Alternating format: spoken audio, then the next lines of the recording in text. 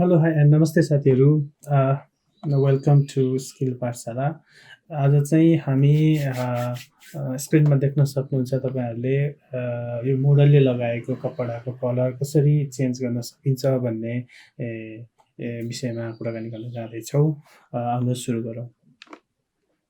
First of all मैले open गरिसकेको छु इमेज। तपाईँले पनि यसरी नै एउटा कपडाको कलर चेन्ज गर्न चाहेको इमेज यसरी ओपन गर्नु होला। सो यसपछि यसलाई सेफ साइडमा बस्नको लागि एउटा डुप्लिकेट लेयर बनाउनु होला। ब्याकग्राउन्ड लेयरको ब्याकग्राउन्ड कपी लेयर बनिसकेको छ। त्यस पछाडि अब हामीहरूले के गर्नु पर्यो, स्पेसली कलर चेन्ज गर्ने विधि चाहिँ ह्यू सेचुरेसनको थ्रु चेन्ज गर्न सकिन्छ। त्यो बाहेक अरू पनि विधिहरू छ, तर आज चाहिँ म specially hue and saturation adjustment लेयरको थ्रु कपडाको कलर चेन्ज गर्न सिकाउन गइरहेको छु।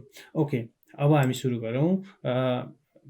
एडजस्टमेन्ट लेयरमा क्लिक गरौँ। एडजस्टमेन्ट लेयर भन्ने बित्तिकै हामीसँग एउटा गोलो, एउटा एलिप्स राउन्ड सर्कलभित्र ब्ल्याक र व्हाइट कलर भएको एउटा आइकन छ। त्यसमा क्लिक गर्दा जति पनि हाम्रो यहाँ आउँछ अप्सनहरू, त्योहरू चाहिँ हाम्रो एडजस्टमेन्ट लेयरहरू हो। सो अब हामीले ह्यू एन्ड सेचुरेसनको थ्रु गर्ने हुनाले ह्यू एन्ड सेचुरेसन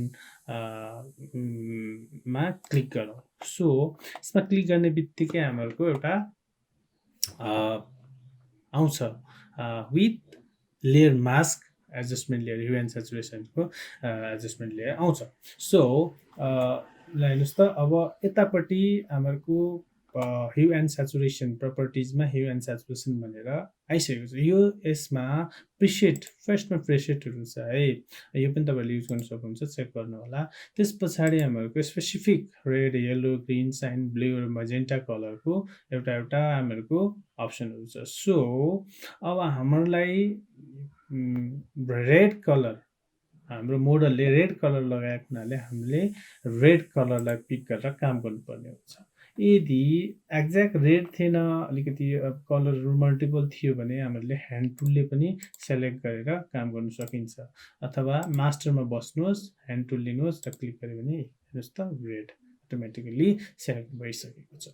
सो अब यहाँभन्दा मुनि ह्यू, सेचुरेसन एन्ड लाइटनेस छ हैन। ह्यूले के काम गर्छ त, ल हेर्नुहोस् त, ह्यूले चाहिँ कलर सिफ्टिङको काम गर्छ है। अन्त हामीले कलर चेन्ज त गऱ्यौँ, तर हाम्रो कलर चाहिँ के भयो त, सबै हाम्रो स्किन टोनमा पनि अप्लाई भयो। सो यो केसमा अब हामीले के गर्नु पर्यो त भने, हामीले एडजस्टमेन्ट अप्लाई गर्नुभन्दा पहिला सेलेक्सन बनाउनु पर्यो। सो हामीले यो ह्यू एन्ड सेचुरेसनलाई अहिले एकछिनको लागि डिलिट गरिदिउँ। अब हामीले सेलेक्सन बनाउनु पर्यो। सेलेक्सन दुई तिन तरिकाले बनाउन सकिन्छ हामीहरूसँग। हेर्नुहोस् त है, मार्की सेलेक्सन टुल पनि छ, लेसो सेलेक्सन टुल पनि छ, त्यस्तै हाम्रो क्विक सेलेक्सन, म्याजिक मोड, अब्जेक्ट सेलेक्सन टुलहरू पनि छ। यो मध्येबाट तपाईँले क्विक सेलेक्सन टुलले पनि यसरी ठक्क सेलेक्ट गरेर गर्न सक्नुहुन्छ। तर मलाई चाहिँ अहिले स्पेसिफिक मैले चाहिँ कलर रेन्ज है, कलर रेन्जको थ्रु गर्दैछु। यसको लागि चाहिँ सेलेक्टमा जानुहोस्, कलर रेन्जमा क्लिक गर्नुहोस्। त्यस पछाडि तपाईँलाई कुन कलर पिक गर्नु छ त्यो कलरलाई सेलेक्ट गर्नुहोस् फर्स्ट अफ अल है। त्यस पछाडि कलर सेलेक्ट गरिसकेपछि फजिनेस भनेको चाहिँ के हो त, हाम्रो कतिको जति पनि हाम्रो कलर कास्टहरू छ हैन, रेड कलरसँग सम्बन्धित है, एकदम सिमिलर कुराहरू छ, त्योहरू चाहिँ यसले सेलेक्ट गर्छ है। ल हेर्नुहोस् त,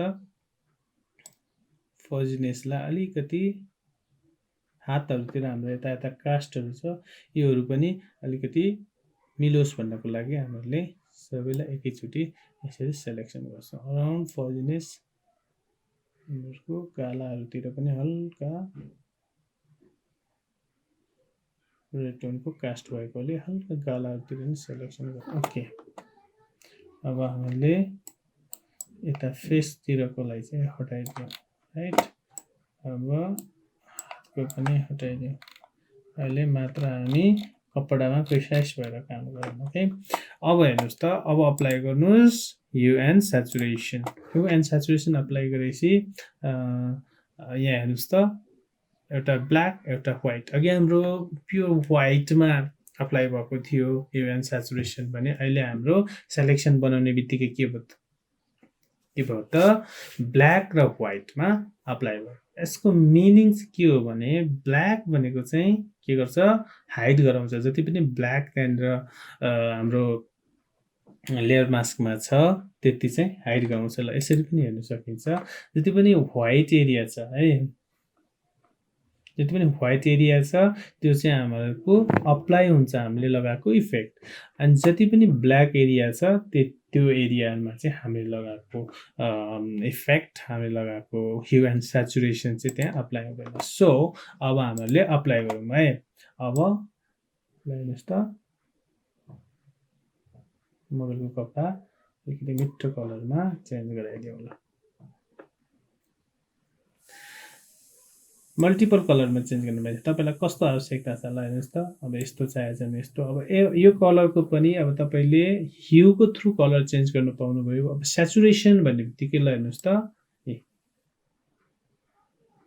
तपाईँलाई कतिको कन्ट्रास्ट चाहिएको छ होइन तपाईँको कपडाको त्यो अनुसार स्याचुरेसनको स्लाइडरहरू मिलाउन सक्नुहुन्छ।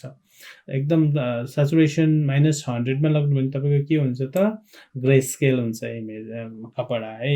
ग्रे स्केलको मतलब ब्ल्याक एन्ड व्हाइट हुन्छ अनि हाई गर्नुभयो भने चाहिँ तपाईँको एकदम कन्ट्रास्ट बढ्छ। सो तपाईँको माग अनुसार तपाईँले गर्न सक्नुहुन्छ है। त्यस्तै लाइटनेस भनेको चाहिँ कम गऱ्यो भने के हुन्छ त हेर्नुहोस् त कम गऱ्यो भने के भयो एकदम डार्क भयो। त्यस्तै बढायो भने के भयो त एकदम ब्राइट भयो। 100% बढाउनु भयो भने व्हाइट हुन्छ त्यस्तै 100% घटाउनु भयो भने ब्ल्याक हुन्छ। सो अब हामी चाहिँ अलिकति मिठो कलरतिर बसौँ यतिको ओके ल यो एउटा भयो। अब त्यस्तै अब यसलाई फेरि कन्ट्रोल जे गरेर कपी गरौँ है। तल्लोलाई हाइड गराइदिउँ। अब माथिल्लोलाई फेरि अर्को कलरमा गरौँ मानिलिउँ ल मिठोवाला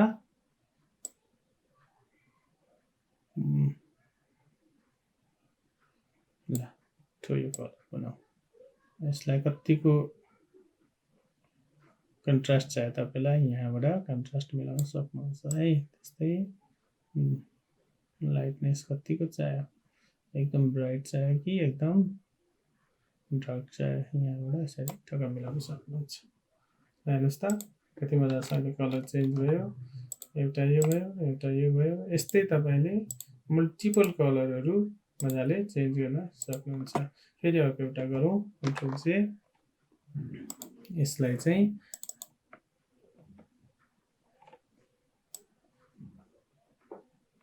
ग्रीन ग्रीन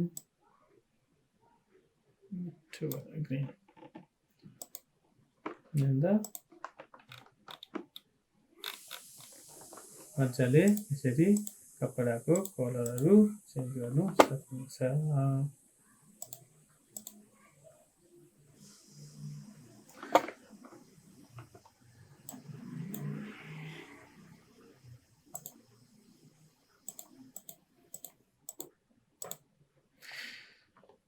ओके साथीहरू आजको लागि यति नै।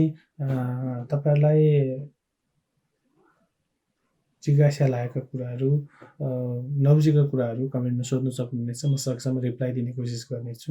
यस्तै तपाईँहरूलाई कुन कुन टपिकमा ट्युटोरियलहरू चाहिन्छ त्यो पनि कमेन्ट गर्नुभयो भने म बनाउने कोसिस गर्नेछु मैले जानेको कुराहरू। यति भन्दै भिडियो मन परेमा लाइक सेयर र सब्सक्राइब गर्नु नभुल्नुहोला। फेरि अर्को ट्युटोरियलमा भेट हुने नै छ। Thank you by by.